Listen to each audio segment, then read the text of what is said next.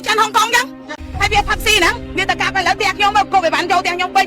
លបោះមិញនេះនិយាយបែបនេះរឿងកាត់ហេតុពីឯងណាងដំបងមកនិយាយបងខ្ញុំបោកអាយតែបងខ្ញុំគាត់ជួយធ្វើតបគាត់ដើរចូលផ្ទះនេះខាងផ្ទះនេះខាងក្រោយខ្ញុំដឹងលឿនណាបងខ្ញុំគាត់ចេញមើលគាត់ចេះហើយកាន់ទៅថៃអីហើយកាន់ធ្វើអីអញចាំឲ្យទៅផងហើយបងខ្ញុំគាត់មកដែរថាខ្ញុំមិនមកទេហើយចេញមកទុះប្រមូលគ្នានេះអត់ទាញប៉ុណ្ណឹងទេតែមិនប៉ុណ្ណឹងទេណាគាត់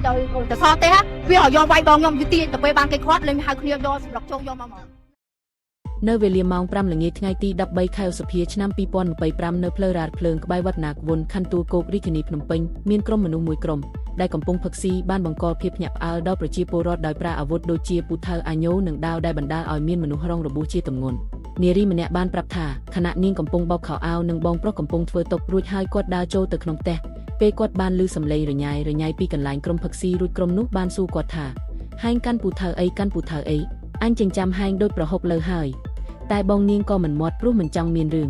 ប៉ុន្តែភ្លាមនោះក្រុមផឹកស៊ីនោះបានយកអាវុធស្ទុះមកវាយបងនាងបណ្ដាលឲ្យរងរបួសដៃនិងប្តីនាងរងរបួសក្បាលបន្ទាប់មកពួកគេបានរត់គេចខ្លួនដោយបន្សល់ម៉ូតូមួយគ្រឿងនៅកន្លែងកើតហេតុ